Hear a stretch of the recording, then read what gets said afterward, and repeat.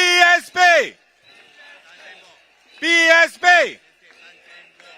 PSP PSP PSP PSP PSP PSP PSP PSP PSP PSP 来，Dr. 丹来了，Dr. 丹来了，罗贝兹败了，罗贝兹败了。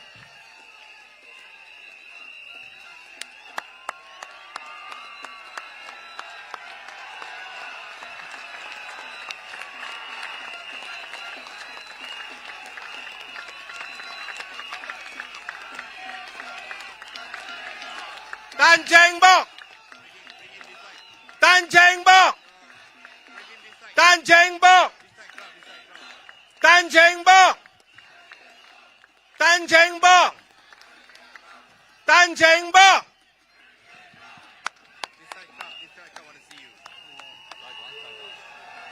来學 PSP 聽了，我人學 PSP 聽了來，單青博，單青博，單青博，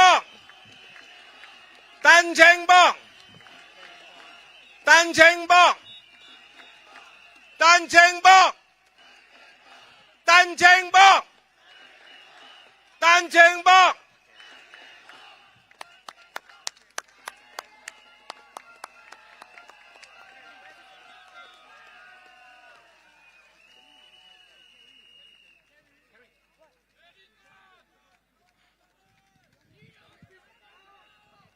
Thank you for the warm welcome to the founder of the PSP, Dr. Cheng Bock. And now we'll proceed on to our next speaker. He is the head of packaged food and business development at a multinational food and beverage company. He's also the president and founder of the Makan Association, which has 8 Silat clubs and hundreds of students training at various CCs and RCs.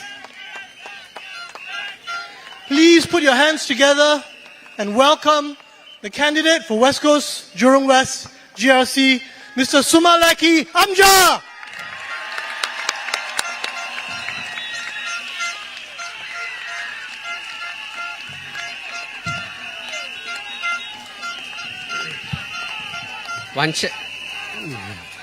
Thank you. Wan Chang Hao. Wanakkam.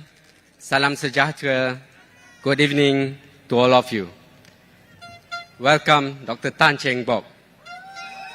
He just arrived to listen to my speech. Thank you.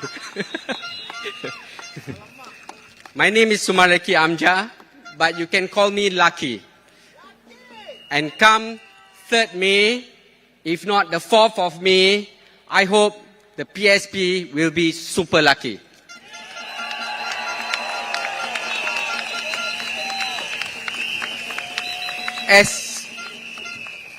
As mentioned by Leon, I work in a multinational corporation managing the Southeast Asian and Middle East markets. I travel widely and I've seen many countries around the world. Tonight, I humbly stand before you as PSP's candidate for West Coast Jurong West GRC to be elected to Parliament to serve our residents.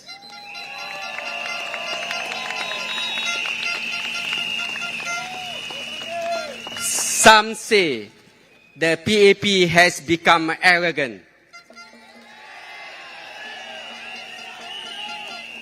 We, the PSP, we are here to promote, to serve as servant leaders, not servitude to the leaders.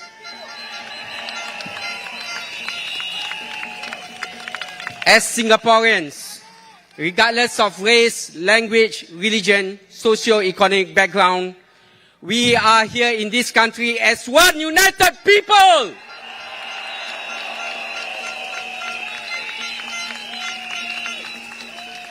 We must help one another in the best possible way we can.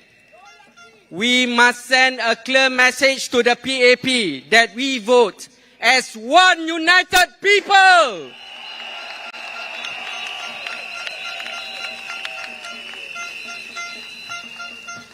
For this GRC, every single vote counts. As you know, every single vote counts. We need your help. We need your help to convince fellow Singaporeans, fellow citizens, your family and friends, your neighbors, your relatives to vote for the alternative. We need to convince our Malay brothers and sisters to not be afraid of voting for the opposition.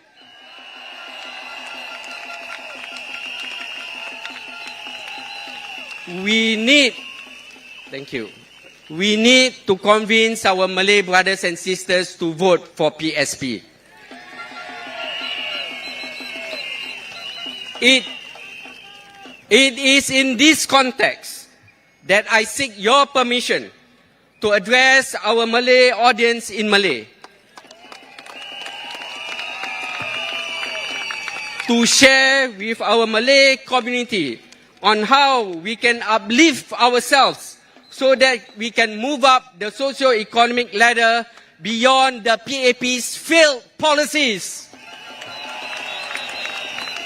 Boleh? Esai be? Esai ya? Sia-sia. Kamsia. Para hadirin dan hadirat yang saya hormati, nama saya Sumarleki bin Amja. Saya adalah anak Melayu biasa, lahir dari keluarga sederhana. Tidak ada pangkat, tidak ada darjat. Hari ini saya berdiri hadapan anda sebagai seorang profesional yang mengetuai operasi pasaran Asia Tenggara dan Timur Tengah bagi sebuah syarikat antarabangsa. Saya ada ijazah sarjana muda kepujian dari NTU dalam perniagaan. Saya ada sarjana pentadbiran perniagaan dari UK. Saya juga ada diploma posiswaza dalam pengurusan strategik. Saya telah menjelajah dunia ke lebih daripada 60 negeri. Bukan sekadar untuk perniagaan atau pelancongan. Bukan untuk holiday saja. Tetapi untuk juga menimbul ilmu, pengalaman dan jaringan network. Bak pepatah Melayu, jauh perjalanan, luas pemandangan. Akan tetapi, saya berdiri di sini bukan untuk bermegah. Jauh dari itu. Saya bukan bongkak, saya bukan angkuh, saya bukan PAP. Saya berdiri di sini kerana saya tidak sanggup lagi melihat masyarakat saya terus tertinggal ke belakang. Jurang pendapatan antara kita dengan masyarakat majmuk terlampau menjurang, terlampau melebar, terlampau membesar. Cakap terus terang, saya boleh saja hidup selesa. Betul. Bagi teman-teman yang kenal saya, memang mereka tahu. Saya boleh hidup selesa. Saya boleh tutup mata. Saya boleh tutup telinga. Saya boleh tutup mulut. Tapi saya pilih untuk korbankan hidup saya demi bangsa saya.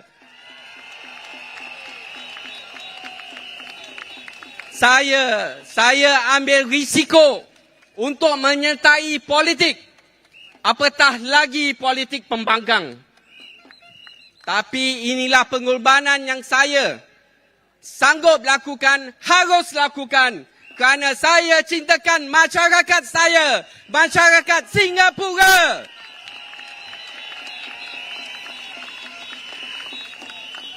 Saya mahu Melayu percaya bahawa jika kita juga mampu berjaya. Tidak kira pandai atau tidak, jika diberi peluang yang adil. Kita perlu peluang yang adil dan saksama.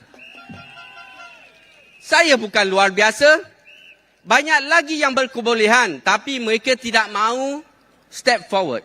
Mereka tidak mahu ke hadapan. Mungkin takut atau mungkin tidak indah, saya tidak tahu. Tapi setiap orang ada rencana sendiri. Saya cuma tidak pernah berhenti berputus asa. Tidak pernah berhenti mencuba. Dan tidak tunduk pada sistem yang menyekat potensi kita. Never give up. Never give up. Sudah tiba masanya kita ubah naratif. Ubah arah tujuan negara kita. Mari kita tinggalkan naratif lama yang dah lapuk daripada PAP. Sudah 60 tahun, apa lagi nak ditunggu?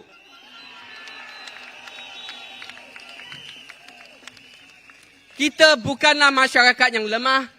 Kita bukanlah masyarakat yang menunggu belas ihsan semata-mata. Kita tak perlu voucher. Kita tak perlu sedekah. Ini politik lapuk. Cukup. Cukup. Lihatlah di sekeliling kita. Lihatlah ke dalam diri kita. Kita adalah masyarakat yang penuh dengan bakat terpendam. Potensi yang tinggi dan semangat yang membara untuk memperbaiki diri. Saya ulang, kita bukan masyarakat yang lemah. Jangan dengar apa mereka cakap. Kita boleh. Telah tiba masanya untuk kita menulis semula masa depan kita. Jangan tunggu PAP. Sudah tiba masanya untuk kita mengurak langkah baru bagi negara kita. Semua bangsa bersatu. Kita hanya perlukan ruang. Kita hanya perlukan peluang. Kita perlukan landasan dan keyakinan yang teguh untuk membuktikan kepada diri kita sendiri yang kita boleh berjaya. Bagaimana saya tahu potensi itu membara terang dalam diri kita, dalam diri masyarakat kita? Saya melihat dari anak-anak didik saya dalam lingkungan sahabat handai saya. Contohnya, murid silat saya, Nurin, hanya seorang daripada sekolah menengah. Dia bermula sebagai gym instructor, tetapi sekarang, alhamdulillah, dia dapat membuka gym sendiri.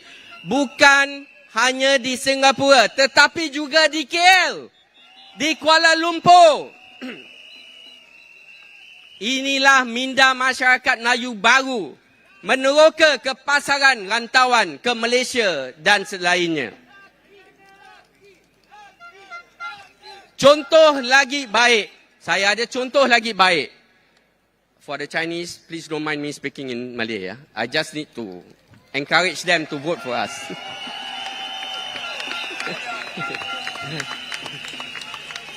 Tuan Puci. Saya ada contoh lagi baik. Kawan rapat saya Abbas Hamzah. Dia adalah pemilik dan CEO EduDebt. Ini syarikat debt recovery scheme. Kisah cerita hidup dia lagi berliku-liku. Dia pernah bankrupt. Dia hanya graduate ITE. Siswaza ITE. Yang PAP selalu memandang rendah. Walaupun dia graduan ITE, dia dapat keluar daripada masalah hutang dia. Dia dapat tempuhi segala rintangan dalam hidup dia. Dan dia dapat membuka syarikat debt recovery dia sendiri. Tanpa bantuan. Tanpa bantuan dari mana-mana pihak. Jauh lagi dari pemerintah. He learned, my friend, he learned from his mistakes and went beyond to make a business out of it. On debt recovery. Inilah semangat yang saya ingin lihat dalam ramai anak-anak muda kita, kerana mereka adalah masa depan kita. Our youth are our future. Semangat api membara. Sejak kecil lagi kita diajar bahawa jangan menyerah kalah. Jangan bertanya kepada semua, mengapa pula apabila kita dewasa, di sekolah, di kerjaya, dalam kehidupan, kita begitu mudah menyerah. Kenapa? Apakah punca rasa pasrah ini meresap ke dalam pendidikan, perniagaan, kehidupan kita? Why do we have this defeatist mindset? Is it because of system? Jadi, kalau kerana sistem, jangan kita tunduk pada sistem itu. Kita keluar daripada sistem itu. Saya katakan sahabat-sahabat, ia adalah sistem yang terlalu sering menghasilkan perpecahan dari segi kebolehan dan pendapatan. Social stratification. Terlampau teruk. Sistem yang menampar luka sementara, band-aid approach. Bukannya menangani masalah secara berseluruh. Seperti voucher. Tak ada duit, aku kasih 300. Apa hal? Betul? Biarlah kita jelas, masyarakat Melayu Singapura adalah luar biasa, luar biasa di Asia Tenggara. Kita dapat pengasuhan bahasa Inggeris yang baik. We speak good English. Kita mempunyai keupayaan untuk menyesuaikan diri di Nusantara. Taraf ekonomi Singapura tinggi dan kita harus menggunakannya untuk kebaikan diri kita. Thank you. Sepanjang hidup saya, dalam pendidikan, pekerjaan, persahabatan, saya telah bertemu dengan ramai orang Melayu yang berjaya, yang luar biasa. Jangan dengar apa PAP cakap yang kita tidak boleh berjaya. Kita boleh berjaya. Semangat! Semangat! Semangat! Kita tidak senang menyerah kalah. Kita pendekar. Dan inilah sahabat-sahabat semangat yang harus kita pupuk. Semangat yang kita harus nyalakan dan jadikan lebih kuat dari sebelumnya. Masa untuk naratif baru adalah sekarang.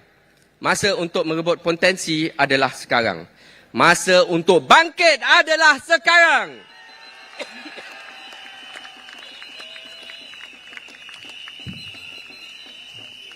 Saya leci, laki, leki.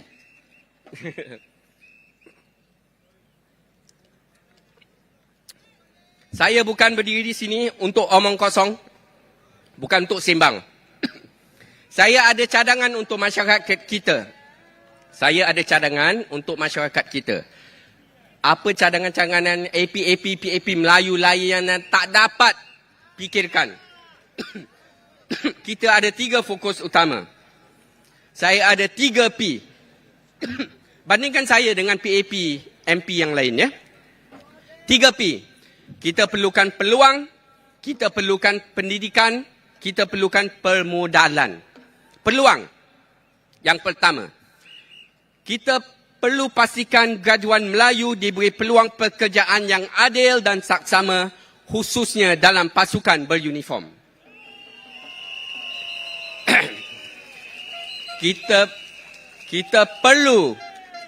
Kita perlu dapat naik pangkat dengan sewajarnya. Mengikut kebolehan, tidak ada sekatan. Kita mesti dapat dinilai melalui merit dan kebolehan kita sendiri secara telus, bukan melalui lensa prasangka. Di sektor swasta, kita perlu wujudkan program bimbingan dan rangkaian kerjaya supaya anak-anak muda kita mampu bersaing setanding dengan rakan-rakan majmuk Singapura. Mentorship and networking. Graduan ITE, kita pula harus ditawarkan laluan alternatif termasuk menjadi usahawan. Renungkanlah kejayaan kawan rapat saya Abbas Hamzah yang tidak pernah putus asa menjadi usahawan. Apologies. Maka ini, saya cadangkan satu badan seperti TAFEP, Tripartite Alliance for Fair and Progressive Employment Practices, diberi kuasa penuh memantau amalan pengambilan pekerja bukan sahaja di sektor swasta tapi juga sektor awam dan beruniform. I've been talking to too many residents, hence the voice. Apologies. Sorry. Yang kedua, pendidikan. Pendidikan bukan setakat pendidikan yang APAP Melayu selalu dicakap. Yang konon mereka itu pandai. Bukan. Kita tidak perlukan pendidikan basic. Kita tidak perlu kursus senang. Anak-anak kita perlukan pendidikan yang relevan dengan keperluan ekonomi seperti AI, data analysis dan sebagainya. Jika tidak sukar untuk anak-anak kita mendapat pekerjaan yang bermakna yang dapat gaji besar. Saya cadangkan mendaki diberi mandat baru. Bantu pelajar Melayu yang cemerlang dari awal, sejak kecil. Bukan sekadar bantu kewangan, tetapi juga tuition berterusan, mentor dan beasiswa. Supaya mereka dapat pergi ke universiti terkemuka di dunia. Seperti Harvard, MIT, Oxford dan sebagainya. Kita Kita mahu lahirkan pemikir, pemimpin dan pencetus perubahan dari kalangan kita. Kita perlu ketua yang benar-benar dipilih oleh masyarakat. Bukan ketua-ketua yang dipilih oleh PAP. Itu bukan ketua. We need to build our intellectual capital. Yang ketiga, kita perlukan bukan hanya modal wang, tapi juga modal sosial untuk mengubah nasib masyarakat kita. Saya cadangkan mendaki diberi lagi satu mandat baru. Mungkin piagam harus diubah. Ini kita boleh bincangkan dan bekerjasama dengan APAP Melayu PAP. Cadangan saya. Dengan menggunakan pulangan pelaburan dari dana mendaki, that is investment returns from mendaki funds, kita menyokong usahawan lebih lagi yang muda dengan sokongan nombor 1, skim microkredit untuk perniagaan kecil. Kalau pergi Ramadan Bazar, banyak anak-anak muda kita yang membuat perniagaan. Yang nombor 2, dana ala venture capital untuk startup berpotensi tinggi.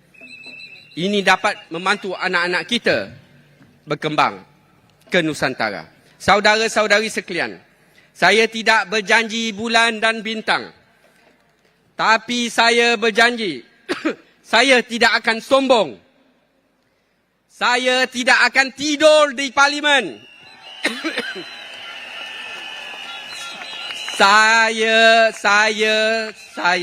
Saya tidak akan diam apabila masyarakat kita dikecam.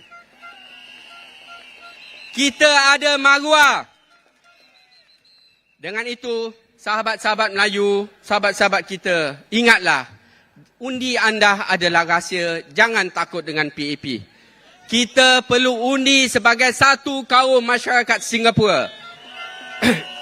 Unity for all. Unity for all, regardless of race, language or religion. We are one united Singapore people. Ini kalilah undilah PSP. Vote for progress for all. Vote for PSP.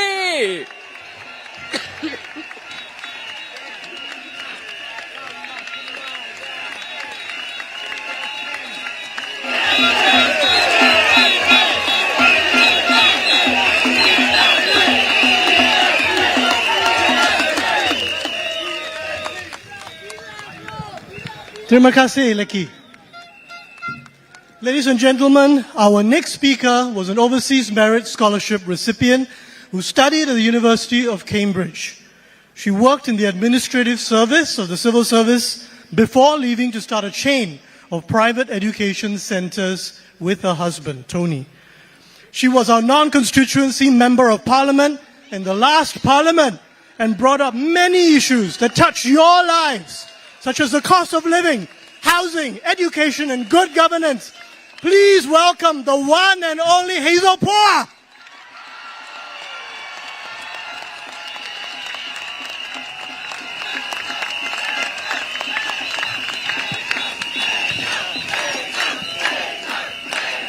Thank you. Thank you, everyone. Good evening and happy Labor Day. Today, let us express our appreciation to all the workers in Singapore, past and present, for the contributions that they have made to Singapore's development. Thank you.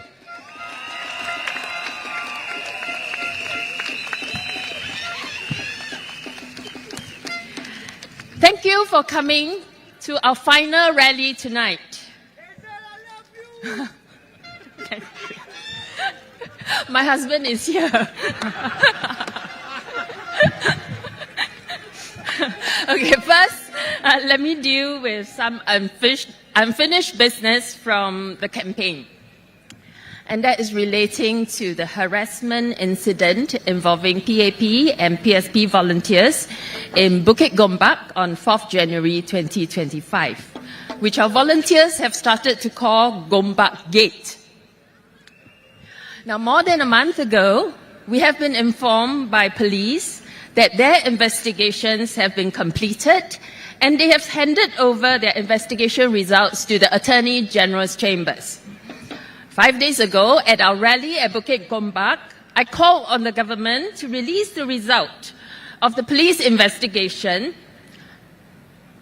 A member of PSP has allegations of assault hanging over him, and we would like his name to be cleared. But we heard nothing.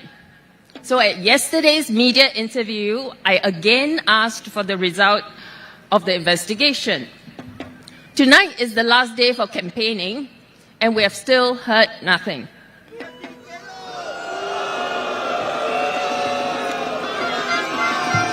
Since investigations has been completed and serious allegations about PSP volunteers' conduct have been made, it is only fair that the results must be released before voters go to the ballot in 2 days' time. PSP has nothing to hide. Does PAP?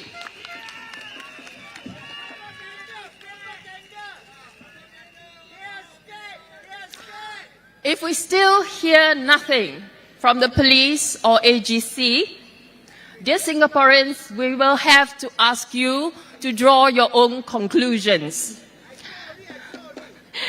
and to perhaps give the opposition the benefit of the doubt in future.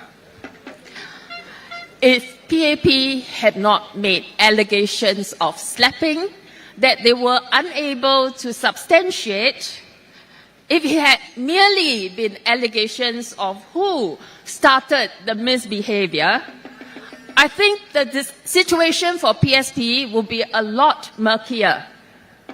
In a situation of your word against mine, opposition does not have the upper hand.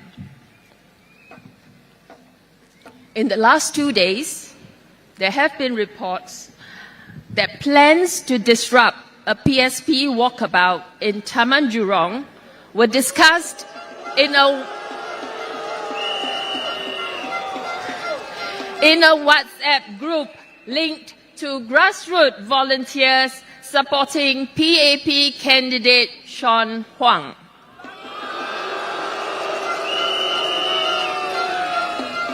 The media contacted us to ask questions about this. They wanted us to tell them whether or not the disruption actually happened. But we don't know. There is no way for us to tell whether or not a person talking to us is genuine or trying to misinform or just take up our time. The most direct and effective way is to ask Mr. Sean Huang.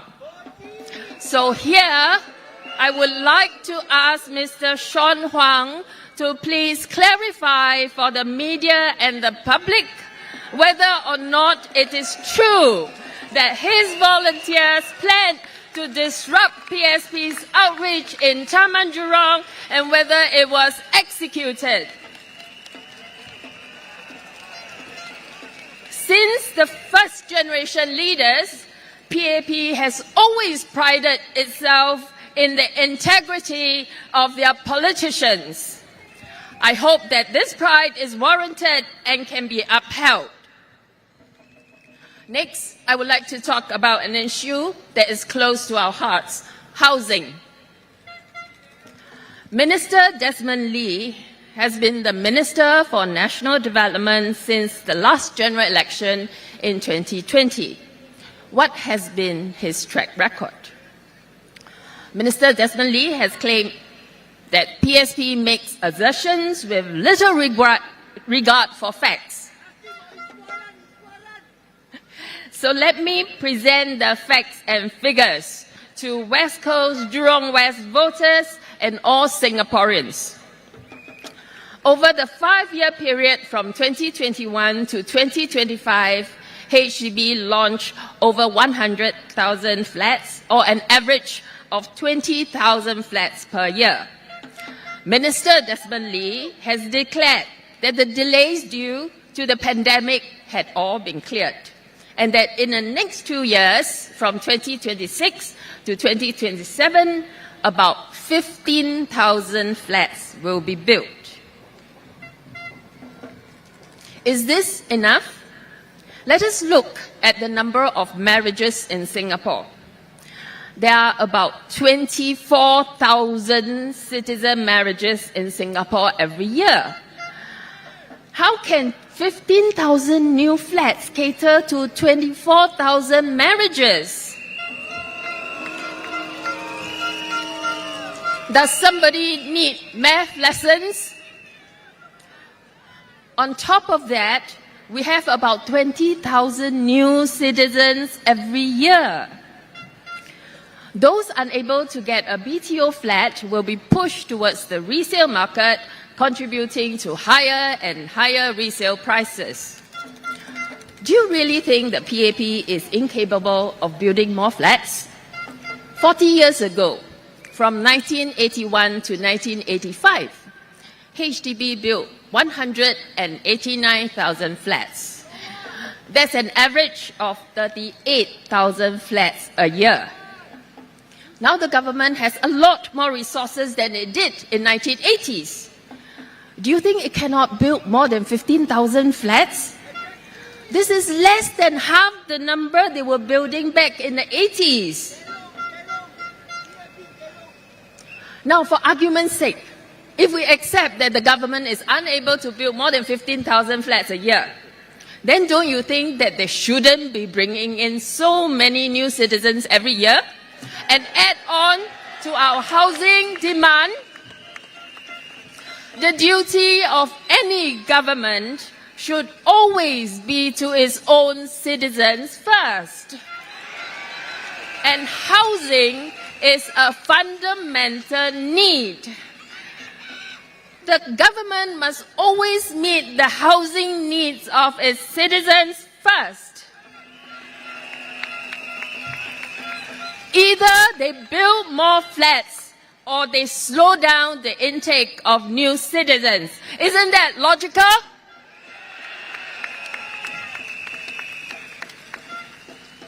The issue of long waiting time has always been around. And when the government measures waiting time, it measures the time from successful booking to the point of key collection. It does not include the time when couples apply for flats but were unsuccessful. So the waiting time as published by the government is shorter than the waiting time actually experienced by couples. Recently, MND started building shorter waiting time flats in a departure from BTO, but at a very slow pace. Even though such flats can be built, the government will only be building about 4,000 shorter waiting time flats per year from 2025 to 2027. This is hugely inadequate. The government can be more aggressive about building flats with shorter waiting times so that our young couples can start families earlier.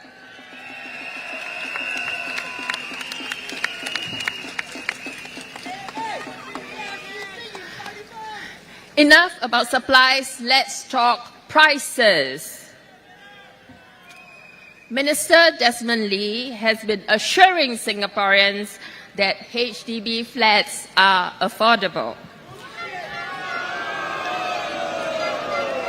But every time we walk the ground, the feedback is always that HDB flats are too expensive. Why is there such a gap between Minister Lee's perception and that of ordinary Singaporeans? Is he getting different feedback, or does he trust his own numbers more? Minister Desmond Lee has shown graphs comparing the trends of median wages to the price of 4-room BTO flats in non-mature estates to justify his view that HDB flats are affordable. But not everybody buys 4-room BTO flats in non-mature estates. Some BTOs are in mature estates which are priced much higher. And since the number of BTOs on sale each year is not enough to meet demand, some will have to buy on the resale market. And we all know what resale prices are like now, right? In 2019 to third quarter of 2021, close to 1/3 of the first-timers buy from the resale market. So if we only compare wages with prices of BTOs in non-mature estates, the comparison is incomplete and thus misleading. Minister Lee has also shown calculations of how the housing installments can be paid fully or almost fully from CPF. Again, these illustrations do not use prices in the resale market, and they do not show how our retirement savings are reduced when we use so much of our CPF savings to pay for our flats over 25 years. From 2020 to 2025, over a 5-year period, resale prices have risen by 53%. Despite all the cooling measures, it has risen relentlessly. A few years ago, the minister explained to us that the rapid rise in resale prices is due to construction delays caused by the pandemic, causing a surge in demand for resale flats. But now that we have cleared the construction delays, resale prices are still rising. While resale prices rose by more than 50%, wages rose only by about 21%. This disparity shows the undersupply of new flats. Now, when resale prices increase, it affects not only those who buy resale flats, but all of us. Why? When resale price increase, the value of land increases, and HDB needs to pay FLA a higher amount to pay for the land it buys for building HDB flats. And then that means that the government needs to give a higher subsidy to HDB so that they can pay for the pricier land. Where does this subsidy come from? From taxpayers. It comes from GST, income tax, property tax, etc. Last financial year, the amount of government grant to HDB is $6.8 billion, which is equivalent to about 3 to 4% GST. If resale prices continue to rise, this grant will have to rise as well, and more tax revenue will be needed to pay for it. In summary, under the PAP's current system, when resale prices rise, our tax burden rises too. So why doesn't the minister build more flats? It is just a matter of whether they have the political will to do so. So if you think that HDB prices are too expensive, you have to give them the political will to do so through your votes.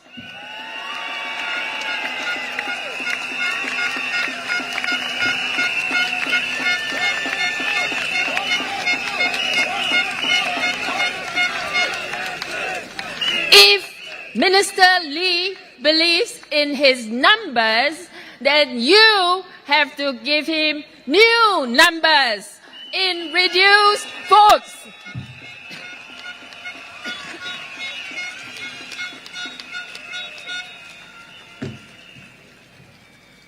Now let us talk about the lease decay issue. The fact that HDB flat value goes to zero at the end of 99 years. After so much CPF savings have gone into it, the government said they would address the problem through verse. That was 8 years ago. Yeah, you're right. Wait long. Until today, no details have been given, despite the opposition asking for it many times. Why do you think that is so? Is the PAP so inefficient that 8 years is not enough time for them to work out the details?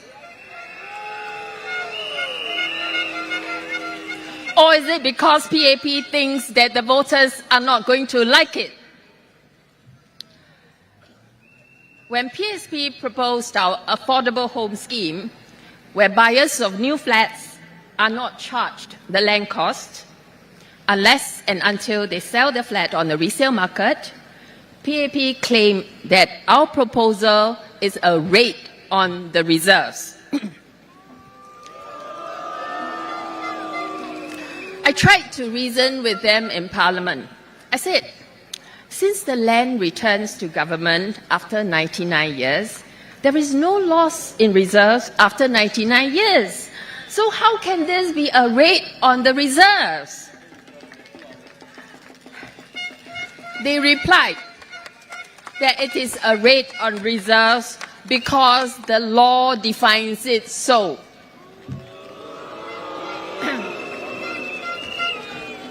I was astounded. Now, even laws must have good basis. If the basis is not sound, then it is not a good law and should be changed. Furthermore, as parliamentarians, they are lawmakers. It is their duty to make and amend laws as appropriate. Now, I can understand the basis for this law back in those days when they sell land on freehold. Once you sell it, the land is gone forever. It does not return to government. So yes, it will be a loss in reserves if we do not collect sales proceeds and put that into the reserves. But now, land are sold on leasehold, 20 years to 99-year lease, after which it returns to government. The situation has changed, and the law should be changed to reflect that. So in future, if you hear the PAP say again that our proposal is raiding the reserve, please understand that it is a technicality, not in essence. And while they accuse us of raiding the reserve by not collecting land costs, they omitted to mention that when HDB was first introduced, the first generation leaders also did not include land cost in the HDB price.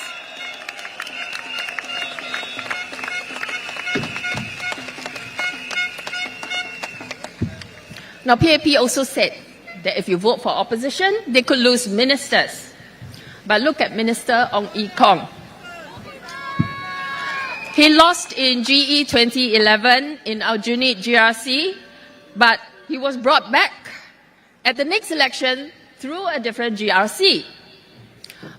So do not worry for PAP. Worry about ordinary Singaporeans instead.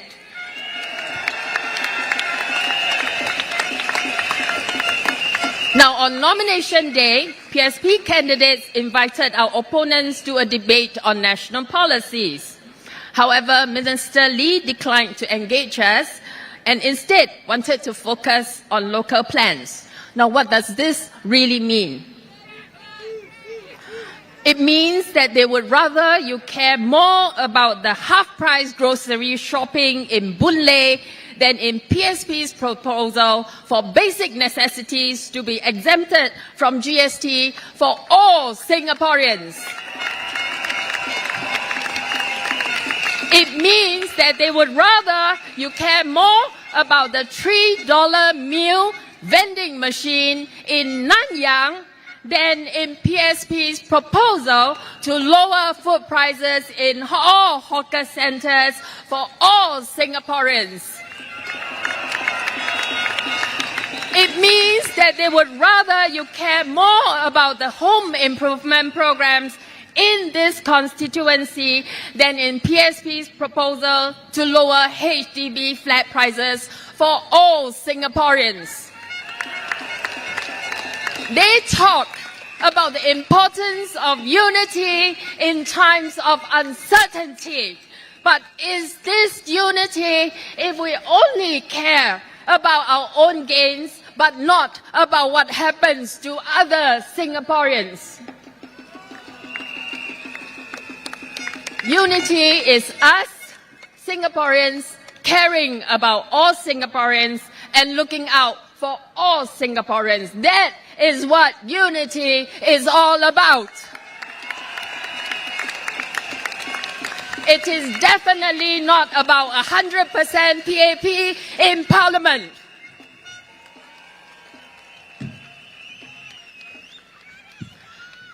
Dear Singaporeans, are we united Singaporeans? Will you vote for progress for all? On 3rd of May, will you vote for PSP? Thank you.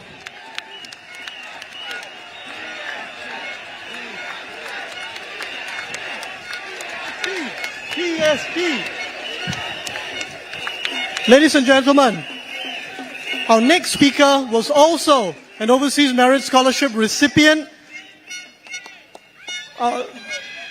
He started his career at GIC and worked overseas for many years before serving as the Managing Director of OCBC Securities and now as a founder of his own private equity firm. He was also our NCMP in the last Parliament. You know who I'm referring to? And spoke relentlessly and bravely on many issues that touch your lives. Please welcome the one and only Leong Mun Wai.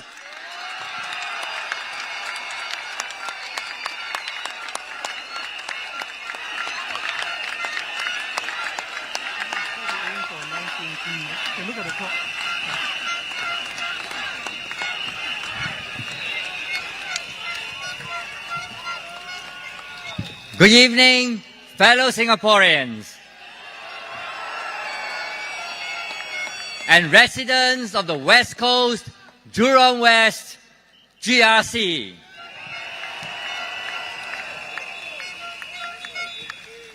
If you have not heard us over the last 5 years, over the last 3 rallies, you should be convinced by now that PSP is a party, is a constructive party that provides solutions to your problems.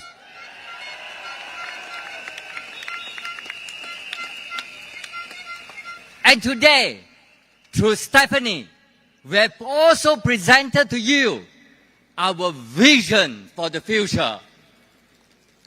Although that vision is not complete yet, in terms of policies, we hope to develop those policies further in the 15th Parliament.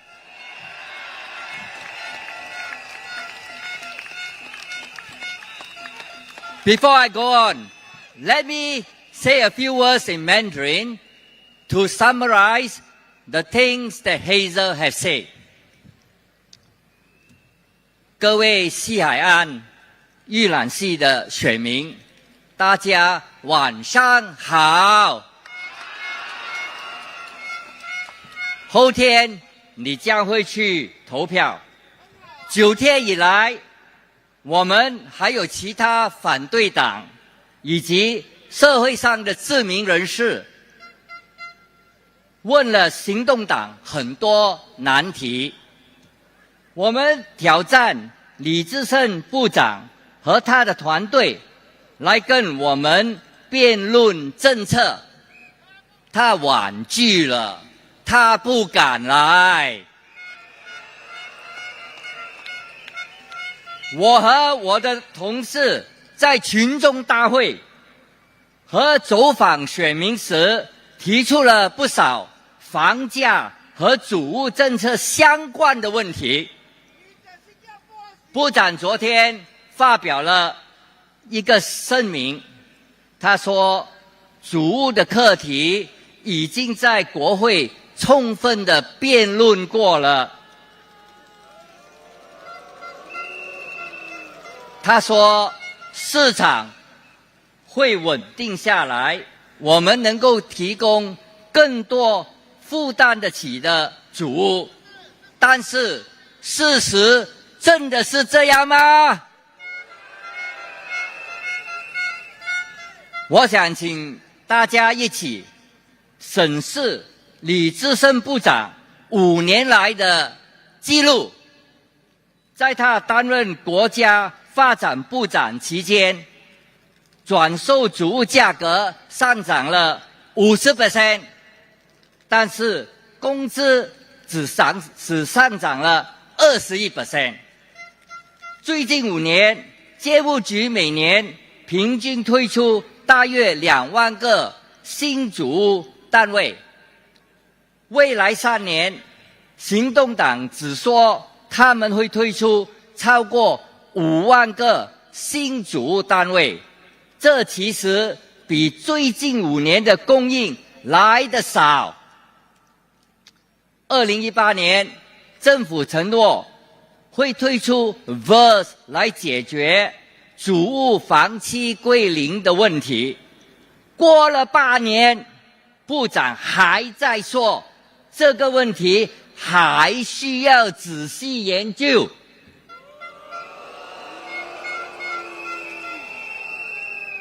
再过几年，就会开始有很多主务的房期只剩下了40年或更少。这个问题要快点解决。昨天，李资深部长促请人民在本届大选投票做出选择时，务必考虑事实以及各方提出的具体计划。我也要劝请西海岸玉兰溪的选民去仔细阅读行动党对主务课题相关的计划。行动党党纲里对主务的计划和目前的政策其实是一样的，他们基本要延续目前的政策。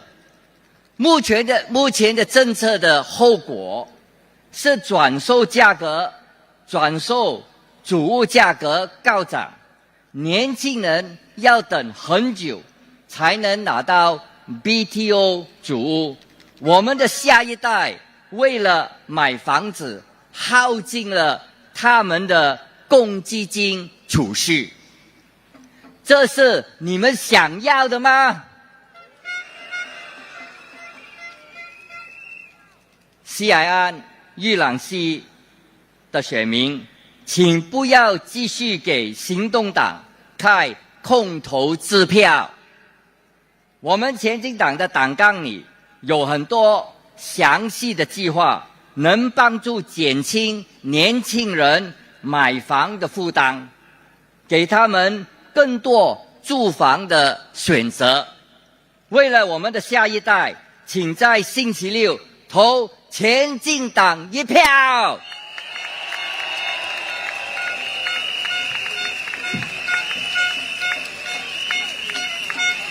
My fellow Singaporeans, we are only 3 hours away from the end of the campaign for GE2025. How do you find the campaign so far? The opposition has asked tough questions and demand accountability from the PAP. There is also active discussion on the social media. Even members of the public, like Mr. Tan Sui Che, have asked Mr. Ng Chi Ming, the PAP candidate for Jalan Kayu, and still the Secretary General of NTUC. He have asked Mr. Ng Chi Ming to take responsibility for the income Alliance debacle.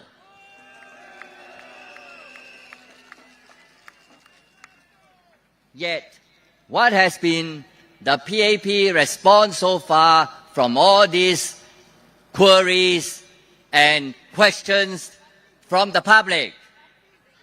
They have nothing. They've done nothing. Very boring.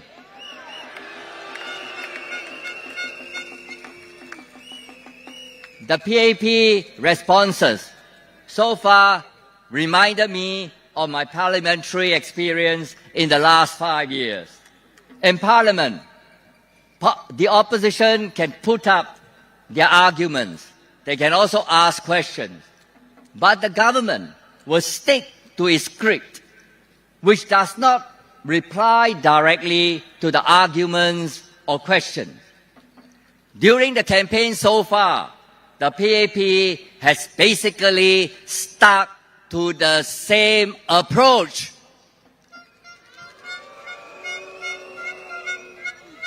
On the GST, the government did not admit to the people that raising the GST not once but twice during the high global inflation was a poorly timed decision.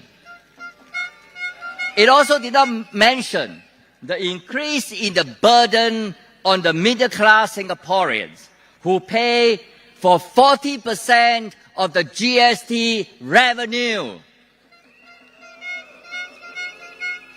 The GST increases have contributed to the higher pace of inflation, which shrink the disposable income of the middle class and all Singaporeans in general. On the other hand, it has thrown up a red herring on the sources of funding if the GST hike did not take place. But I've highlighted in my motion on public finances in February 2024 that the actual budget revenues are much higher than estimates in the last few years. There is also room to cut other expenditures, like the subsidies to the SPH Media Trust, the budget of the People's Association, salaries of mayors and other office holders. The investment income contribution from our reserve have also been increasing steadily over the years. I've said in Parliament that all these will be enough to fund the proposals put up by PSP. There's no need to draw down the reserves. We are not being fiscally indiscreet. On foreign talent, the government has consistently refused to provide the employment data breakdown of Singapore citizens and PRs to enable us a more accurate assessment of the impact of our immigration policies on Singaporean jobs. It has not answered our question, but stuck to its narrative that PSP is stirring anti-foreigner sentiments.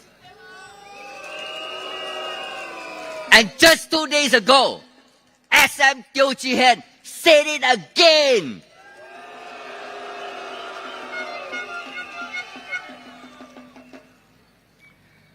To SM Lee Hsien Loong's point that losing minister would weaken the government, I would like to point out, has the government been weakened since it lost George Teo, Lim Hui Hua, and Ng Chee Meng?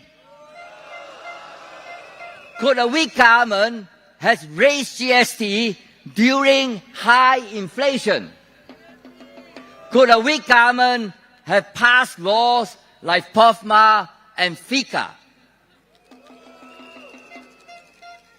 Could a weak government have amended the constitution to create the reserve presidency in 2017?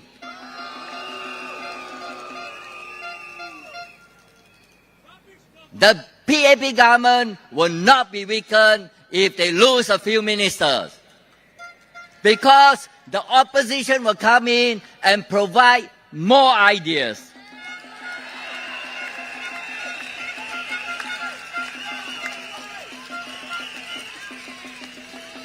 The current 4G leaders also appears to be out of touch with reality. Even our PM, Lawrence Wong, at his rally at Choa Chu Kang over the weekend, he told the audience, those living in private estates, landed property, you better prepare for more taxes to come if you have more opposition in Parliament. Another round of fear-mongering, right?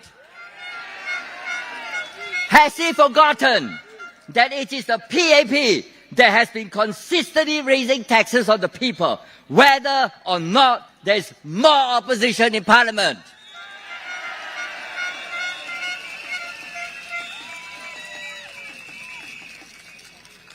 At a rally yesterday, Minister Ong Ye Kwan said that instead of a strong opposition, what Singapore really needs is a strong ruling party.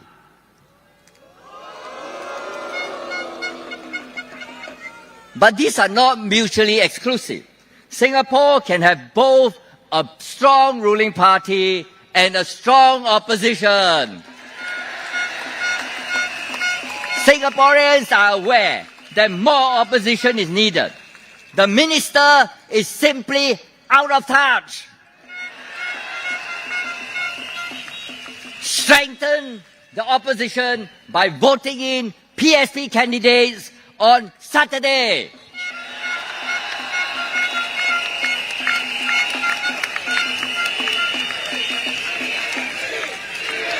At a doorstop yesterday, Minister Chan Chun Sing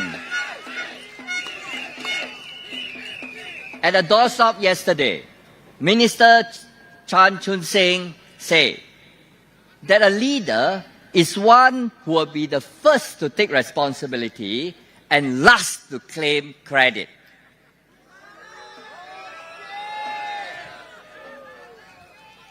Is he implying that Mr. Ng Chi Ming and Mr. Lim Boon Heng are not leaders? This is because they have not taken responsibility for the income alliance debacle.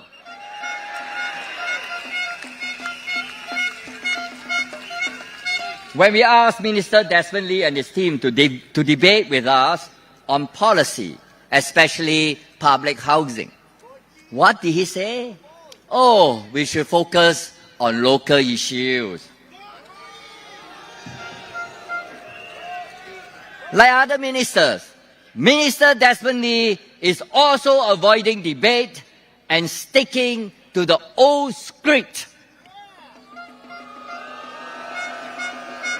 I think it is reasonable to expect the PAP to make a commitment during this election to Singaporeans on how it is going to deal with the three problems of public housing.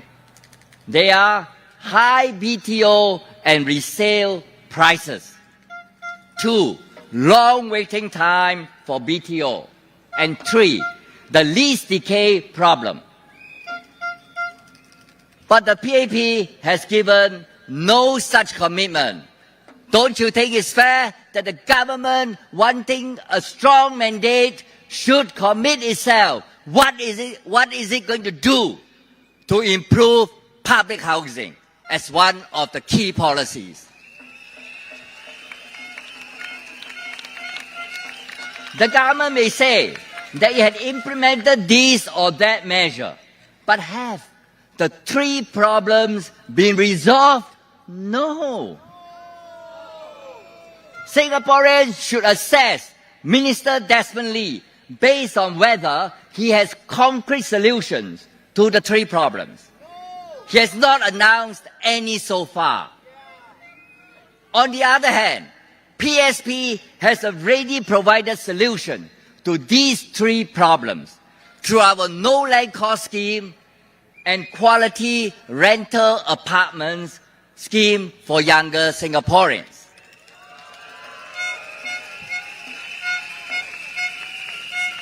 The lease decay problem should also be part of the assessment for PM Lawrence Wong, because since 2018, when PM Lawrence Wong was the National Development Minister, he has been saying that we need to study how to implement VERS. But until today, there is still no sound, no picture. In his reply yesterday, Minister Desmond Lee again sidestepped the lease decay issue. But lease decay effect is already lowering the prices of older flats, and more flats will be entering the last 40 years of their lease in the next term of government. The government owes it to Singaporeans to share its plans for the future. Can this be a Grade A government when it cannot even find a solution to the lease decay problem after 8 long years?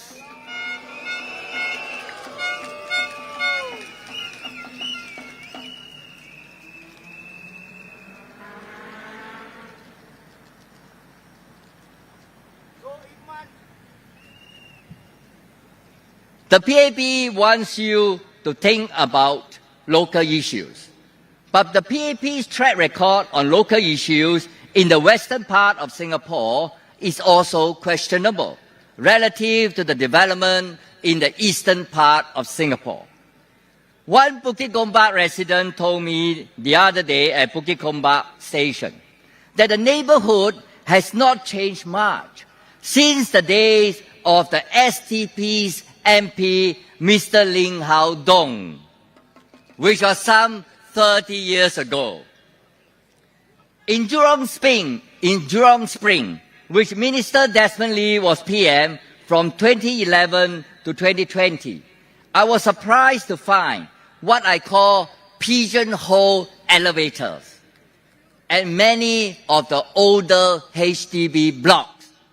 These pigeonhole elevators are just enough to take in one wheelchair and maybe just one or two persons. As elevators are essential facilities for residents, why was this not upgraded earlier? Do you need to look further than this when you talk about local plans? The government can have 5-year or 10-year development plans for each constituency, but it is up to the MP to highlight what is most important for the residents. A PSP MP will see to that.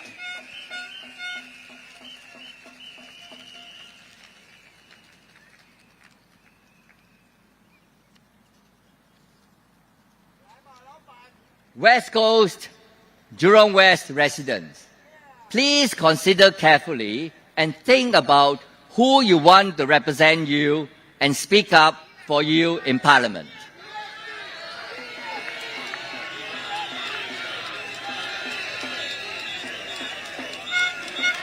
The PAP says storms are gathering, but in a multipolar world, diversity is strength and not groupthink.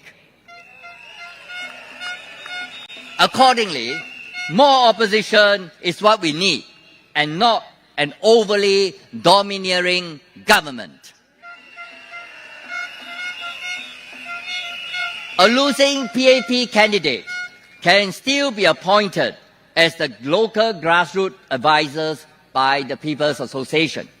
They can be parachuted back in the next general election in a safe GRC. But a losing opposition talent may be lost forever.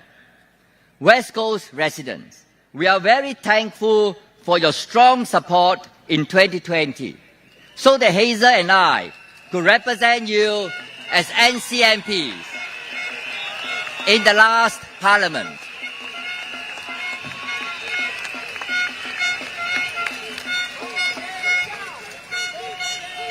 We have gone through 5 years of probation and is ready to serve you as elected MPs.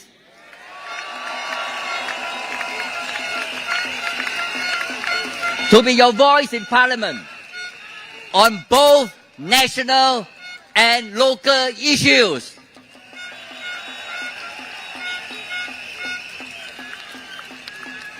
When you're at the ballot box on Saturday, remember, voting is not an act of ungratefulness. You have supported the PAP unconditionally for 60 years. PAP is not the country. We are.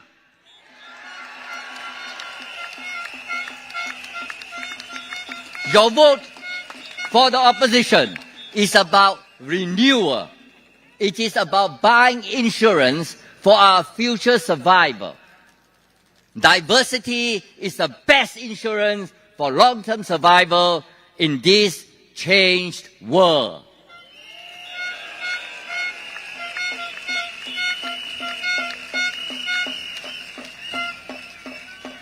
PSP stands for compassion for the people.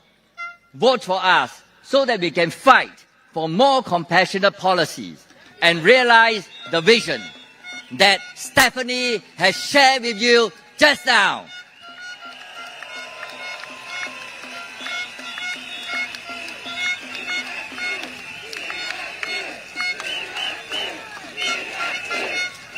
Vote for Progress for All. Vote for PSP. For country, for people. For country, for people.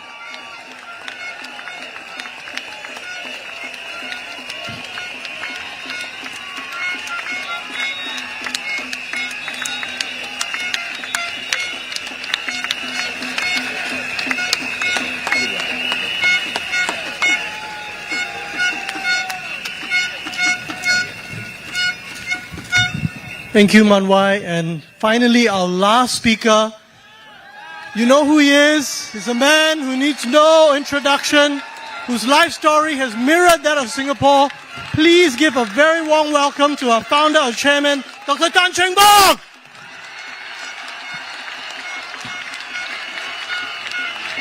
So this is the pledge, and these are the key points.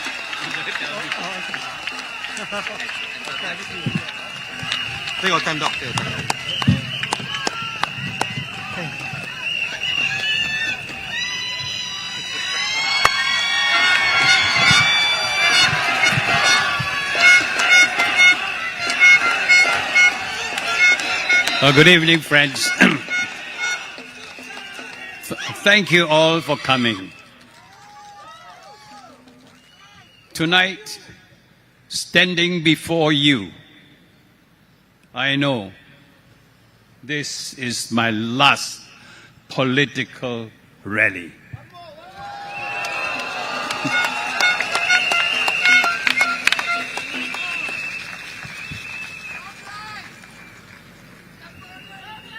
And I speak to you, not just in words, but with my whole heart, my whole soul. I thank you for supporting PSP in the last general election. We may not have won, but you have given us an opportunity to go to Parliament by way of Hazel and Mun Wai. They have shown you what the PSP can do in future. So, trust us. And tonight I ask you to stand with me, stand with us, and stand with PSP.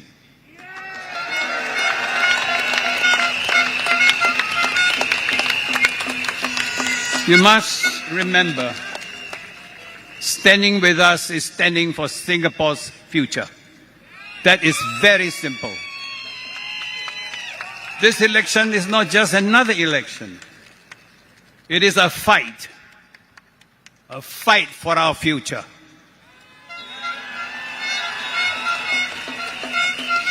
PSP has raised many issues. And we are not afraid because we believe that what we do is from our heart, for you, for the people of Singapore.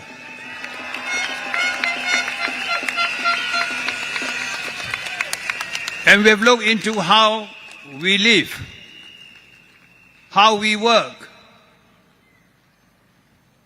how we make our voices heard in Parliament. But if PSP is shut out of Parliament,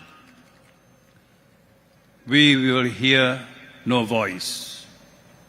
Make no mistakes. Thank you. Thank you. I'll be still around, don't worry.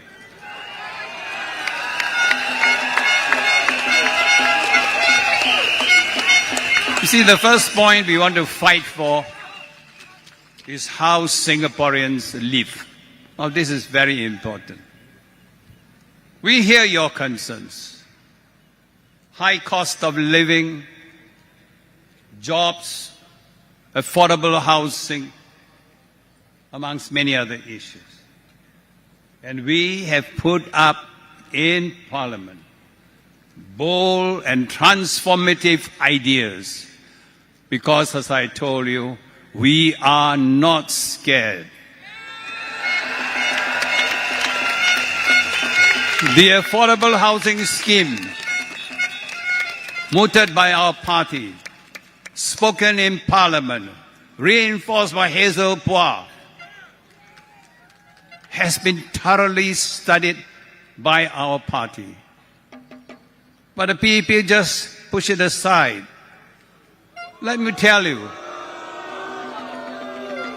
to conceive ideas of this kind, we need support. And we got good Singaporeans, academics, architects to guide us, because we know whatever we plan must have the full backing and understanding of people who know that subject. So you got to trust us. Now we do this because we hope the young people can buy houses earlier, so that couples can start a family earlier, and so that Singapore can grow stronger, faster, and better. Of course, the PAP dismissed our idea. They tell us it cannot work. But who says so it cannot work? So we challenge them. Come, debate with us. When you call for a debate, you must have full information in your system to be able to take all the arguments and all the things they throw at you. And we have them. We are fighting.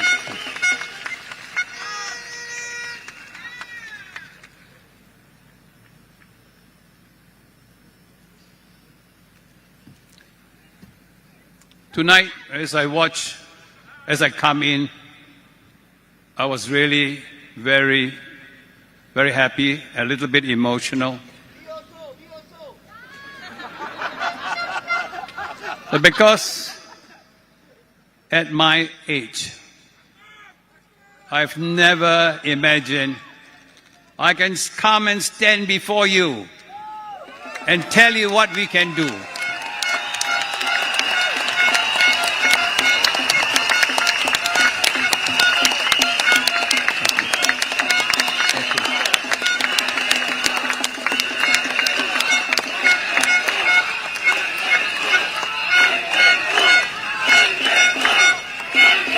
Thank you.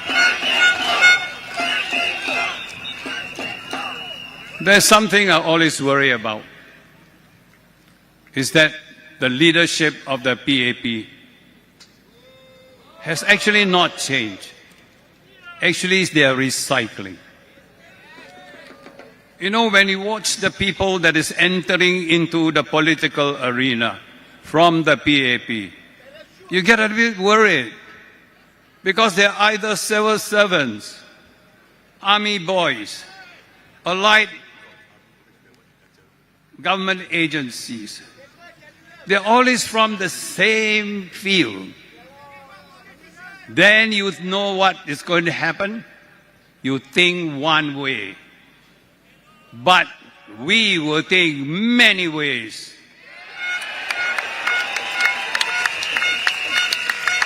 This is what we call group thinking. And group thinking is very dangerous. Because we all comply. We want to please everyone. But here, amongst us, they know they can challenge me, although I'm the leader. But that is good. Because if a leader is afraid to be challenged, all ideas stays, never expand, because of fear that the leader will either kick him out or do something else. But we cannot allow that to happen. So this, what we doctors call inbreeding. You know what's inbreeding? It's not good for our country. But it seems to not be able to find the right people to fit the role as minister. When they say they are worried that Ng Chee Meng is, will they lose him as a minister, I worry. Because on the one hand, they say the minister must be tough, must be strong, must be decisive, and be able to make decisions. But he didn't. That episode that was related by Mun Wai and Hazel, the alliance episode concerning NTUC, reflects the quality of that leadership. And you want him to be a minister, you better think twice.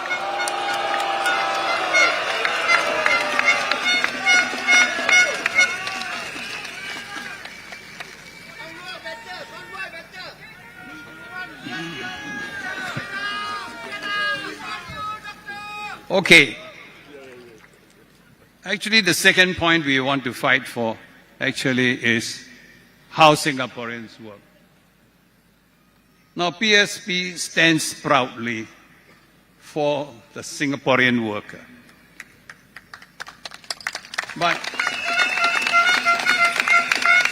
But we have been labeled. We have been labeled. I just read the newspaper yesterday that because of our strong stand for Singaporeans, we are considered anti-foreigner.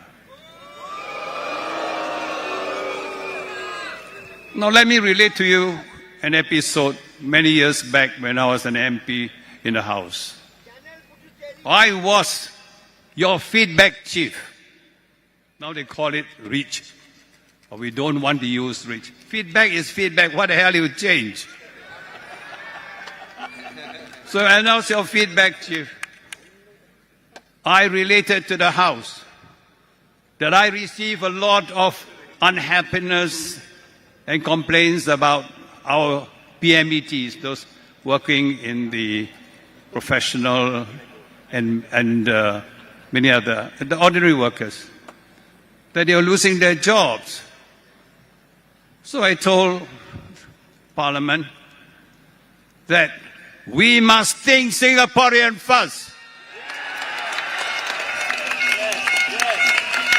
But when I say think Singaporean first, the whole hall was against me. Why they are against me? Because they say that I'm sending the wrong message to foreigners. But I told them, no, you are sending the wrong message to Singaporeans. So until today, I told my men, fight always for your people first. But also you must remember, if there are positions that our Singaporeans cannot fill, we have to take in those able foreigners. You have to be honest and frank about it, because they can contribute. But when they are here, they must impart their knowledge to our Singaporeans, or else they don't stay too long. They must leave.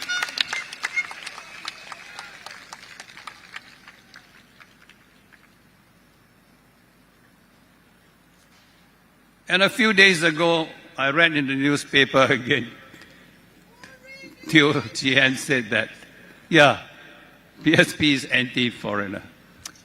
Actually, I'm a bit worried. Again, either he is not listening or he's in denial. And that is very sad. I think we've got to face what is the truth. And we shouldn't shy away from it. If you want to call a spade, I call a spade. I don't call it anything. Okay? So you'll remember SICA. When SICA, let me tell you, is Comprehensive Economic Cooperation Agreement between India and Singapore. I have nothing against India.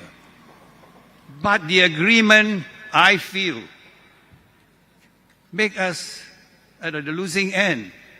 We allow 127 people, professionals, to have game access into our working place with not much, what they call, the terms of coming in was too easy. That's why when we went into Parliament, it is our duty to discuss that subject in detail. And Mun Wai took the brunt. He really suffered. They attacked him. They tried to call him a racist, but he is not a racist. Our party is never racist. You look at the quality of our men here. They are all from all races in Singapore. We are not racist. Don't let them label us as racist.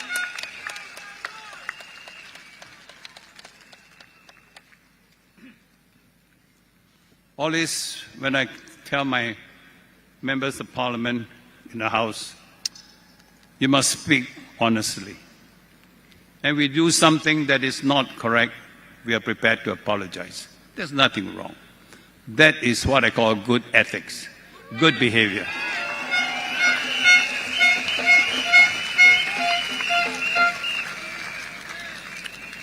You know, at the last general election, we were quite close to winning.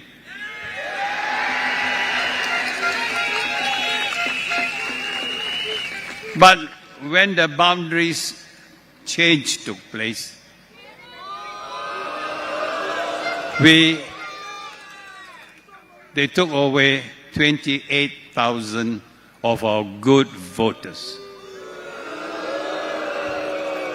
And in place, they gave us 41,000 of their best voters. Now it is, when we saw the whole map, I told my men, drive me around the area. I tell you, it was a very big chunk of Jurong given to us within this short period to win the support of those residents there, their stronghold. But when I walk around and I greeted the residents there, I realized all is not lost.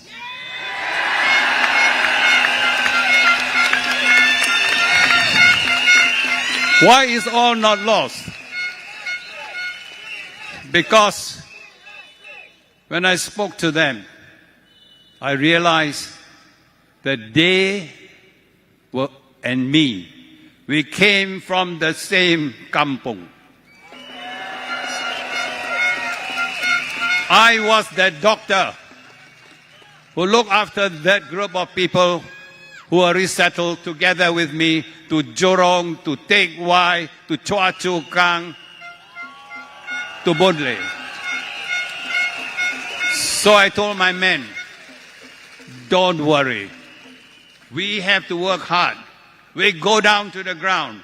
At my age, I'll walk with you. And as we go down, I realize so many recognize me. They call me. We speak a certain language which you all may not understand. It's a sort of broken Hokkien. So I ask your indulgence to give me just a couple of minutes to say in Hokkien. Now this Hokkien is appealing to those old patients of mine whom I look after, who trusted me as the doctor.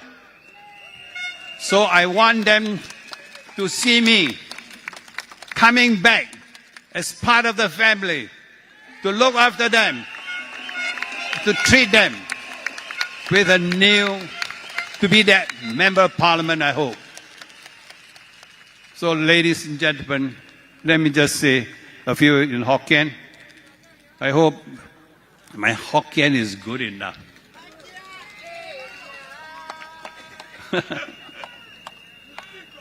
朋友聽下，我是 Dr. Cheng Bock。我頂擺是你嘅老官，我教你人在啉酒港，啉酒港，咱人嘅故是變大，人是凊彩，我人無講鐳嘅代志，你有鐳無鐳，咱人無看，我人歡喜。所以人我今年來多等了，就來多等，唔是做你嘅老官，是可以做你嘅議員之一。恁人攏總搬來地道，你來搬地，即陣我一句叫 Jurong West， 所以你若我拄到咧，含你拄到我，咱人我甲你講要求你，都攏。算願人一拜。So, ladies and gentlemen, my lousy Hokkien, I hope, can reach far enough to convincing that sector of population now residing in Jurong West, in Boon Lay, in Jurong, and part of even this area, to come and see us as a team to help them bring better life to this part of the world.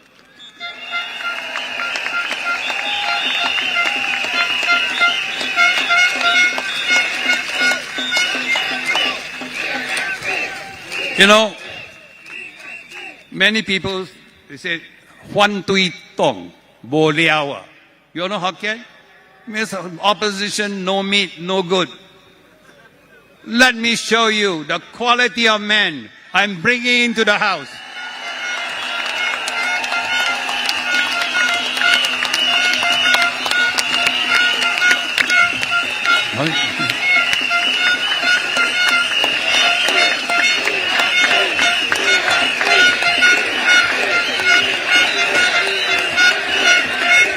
Okay. I have brought these people to serve you in the coming general election. Mun Wai and Hazel, battle-tested, battle-hardened, battle-proven. So you can rely on them in the coming, when they are in Parliament. They have proven themselves. With them is Sunny. Where's Sunny? Sunny, the tall giant. Now, he's a professional estate manager. He can serve our town council with experience. So when you take over the estate, don't worry. Your town council is in good hands. And we have Lucky. Where's Lucky? Yeah. You heard his fiery Malay speech. It comes from the heart. In Pioneer, we have Stephanie. Yeah. Look at Stephanie.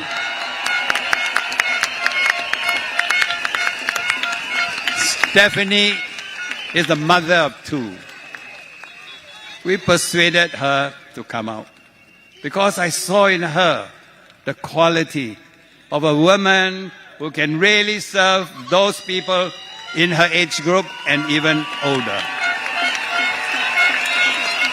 She's a lawyer by training. She worked in the Ministry of Defense. She worked in the Ministry of Law. That is experience. In Kuban Baru, we have Tony. Where's Tony? You look at Tony. I always think he's a genius. Cambridge trained, humble. You saw his little toy. What do you call that? Robo-dog. Now, he is able to look into the future of our technology.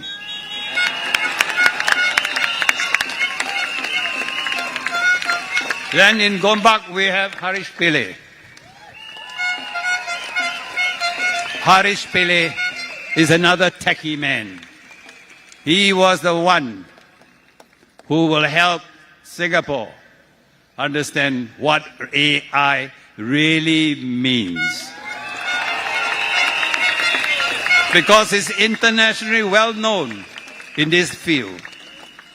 Right? Yeah. In Marymount, we have Jeffrey.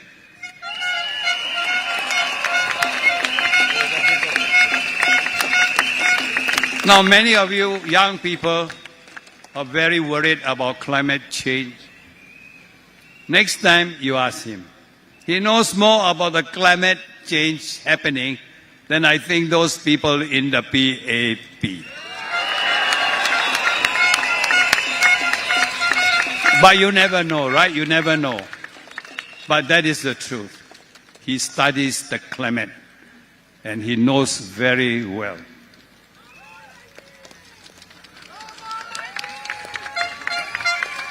So you see, we have a team of people with different backgrounds and experience.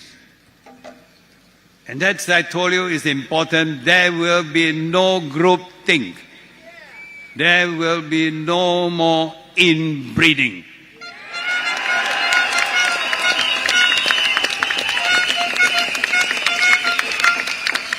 And if you are worried about town councils, let me tell you, I was the one who started the town councils.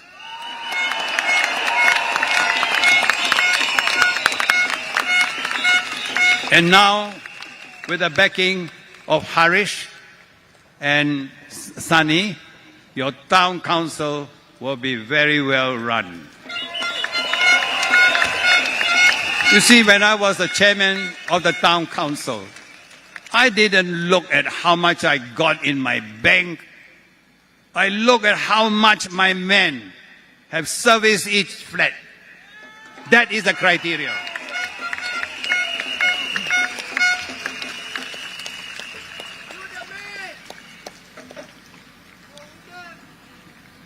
So, I think as we come to the end of this rally, let me really ask you to think carefully, go back home and study my team, the opposition team, and see how we can bring Singapore and this area to another level of growth.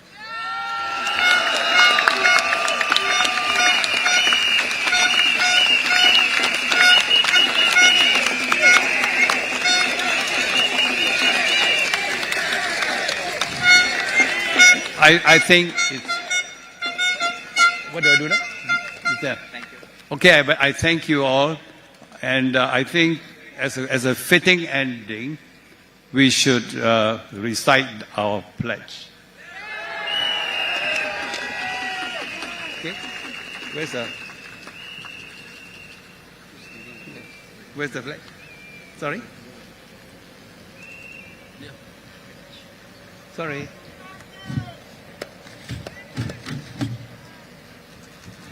Okay. I think we all come together. Okay. 1, 2, 3. We, the citizens of Singapore, pledge ourselves as one united people, regardless of race, language, or religion, to build a democratic society based on justice and equality, so as to achieve happiness, prosperity, progress for our nation. Thank you.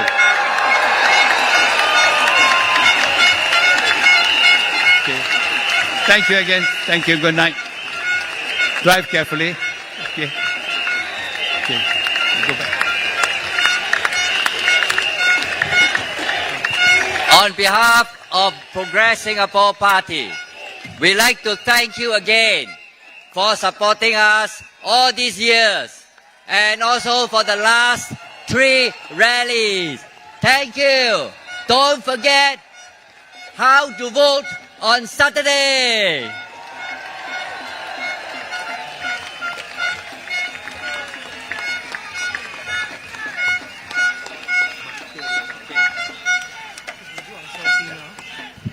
So ladies and gentlemen, we've come to the end of our rally, but with your permission, we would just like to take a photograph with the whole rally crowd, with all the candidates. So if you could stay for just half a minute, we'll do that.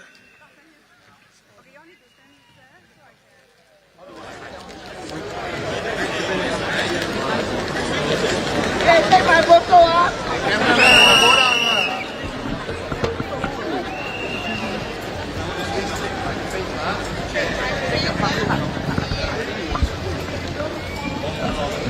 Take the front part. The rest of the thing you have already. Yes, okay.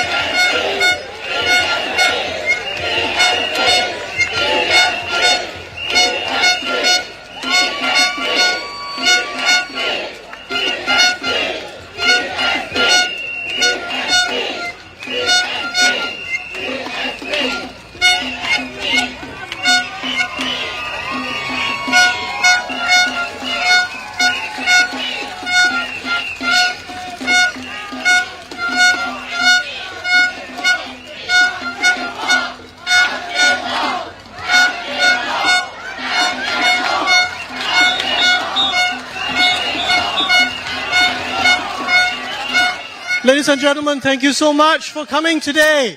On the 3rd of May, please give your support to the Progress Singapore Party. Vote for Progress for All to build a responsible, effective opposition party in the west of Singapore. The candidates will now be going down and they can interact with you to some extent at the barricade or barriers here. So, but please do disperse after that in an orderly fashion and stay safe. Thank you. All the best. Thank you again for coming. Good night.